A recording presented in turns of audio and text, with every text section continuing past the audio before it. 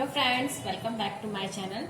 आज का हमारा टॉपिक है धातु और अधातु, जिसे इंग्लिश में कहा जाता है मेटल्स एंड नॉन मेटल्स। बच्चों, प्रकृति में प्रत्येक पदार्थ जो है वो तत्वों से मिलकर बना होता है और तत्वों को उनके गुणधर्म के आधार पर दो भागों में बांटा गया है। पहला है धातु, जिसे मेटल कहते हैं, और दूसरा है अधातु।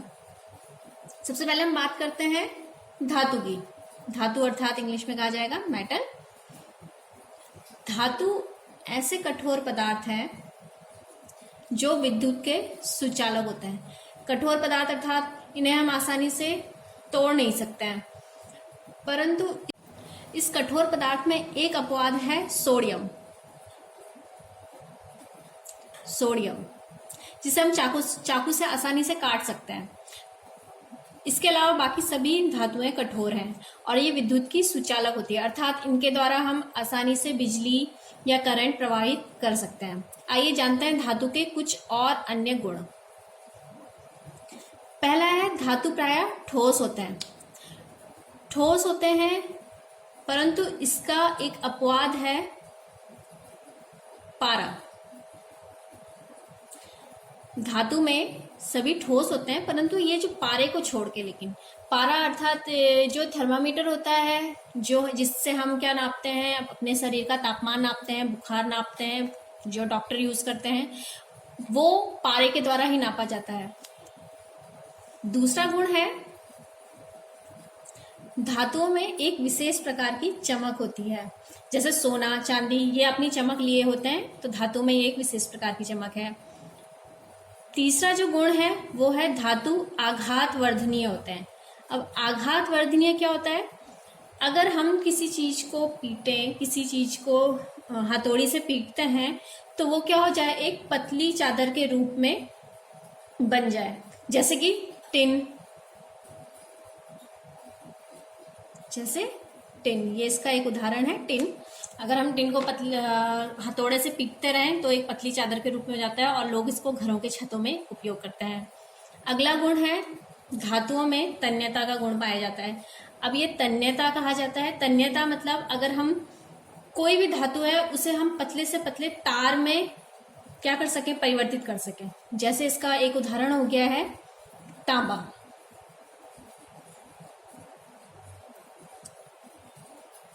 घरों में जैसे बिजली के जो तार होते हैं ना, वो तांबे के होते हैं, तो इसका एक उदाहरण हो गया तांबा। धातुओं के अन्य उदाहरण की बात करें तो धातुओं के अन्य उदाहरण हो गए हैं जैसे सोडियम, जिंक, आयरन जिसे हम लोहा कहा जाता है, ये आदि धातुओं के उदाहरण हो गए। अब बात करते हैं अधातु की। दूसरा है हमारे पास अधातु, यानी कि नॉन मेटल्स। ऐसे पदार्थ जो ऊष्मा तथा विद्युत के कुछ चालक होते हैं, अधातु कहलाते हैं। मतलब अगर हम इनसे हम बिजली की जो तारे हैं वो नहीं बना सकते हैं, इसके द्वारा करंट प्रवाहित नहीं होगी, अतः ये क्या है, ऊष्मा और विद्युत के कुछ चालक होते हैं। परंतु इसका एक अपवाद है, ग्रेफाइट। ये कार्बन का अपरूप है, ये एक ऐसा अधातु है जो विद्युत का सुचालक होता है। इसके अलावा बाकी सारे अधातु विद्युत के कुचालक होते हैं। आइए अब अधातुओं के कुछ और गुण जानते हैं। पहला है अधातु तीनों अवस्थाओं में पाए जाते हैं। तीनों अवस्था यानी कि ठोस, द्रव और गैस। मैं इसको यहाँ पे आपको समझा देती हूँ। ठोस की बात करूं, अगर अधातु में ठोस की बात की जाए तो ग्रेफाइट एक अधातु है।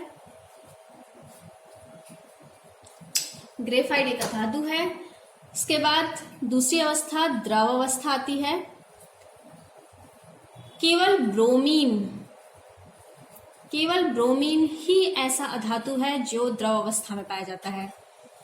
तीसरा आता है गैस अवस्था। गैस अवस्था में हमारी जितनी गैसें हैं, ऑक्सीजन, कार्बन, हीलियम, हाइड्रोजन, ये सारी गैसें अधातु हैं और गैस अवस्था में।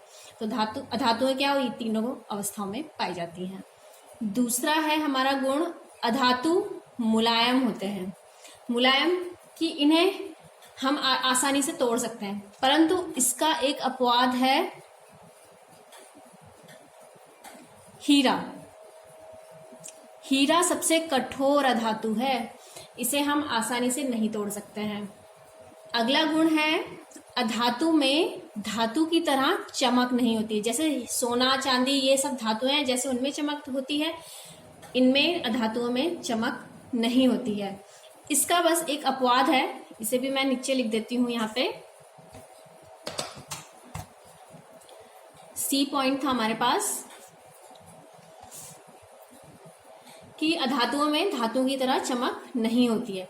बस इसका एक अपवाद है कि अधातुओं का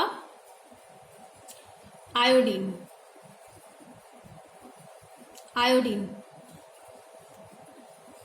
में चमक होती है।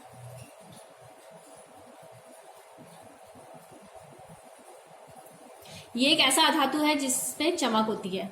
नेक्स्ट बात करते हैं, अधातु आघात वर्धनीय होते हैं, अर्थात इन्हें हम पीटकर चादर नहीं बना सकते हैं। अगला गुण है, अधातु में तन्यता का गुण पाया जाता है, वो अर्थात अगर हम इन्हें पीटें तो इनकी तारें नहीं बना सकते, हम एकदम पतली तार नहीं बनाई जा सकती है। अब इसके कुछ उदाहरण की बात करते हैं। अधातुओं के कुछ उदाहरण की बात करते हैं, तो जैसे गैस हो गई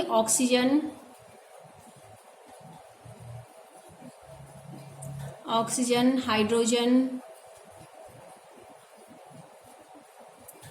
आदि, ये सभी क्या है, अधातु हैं। तो दोस्तों, आपको मेरा ये टॉपिक कैसा लगा जरूर बताइएगा, और आप अन्य धातु और अधातु के उदाहरण मुझे कमेंट बॉक्स में जरूर लिख के बताइए। धन्यवाद।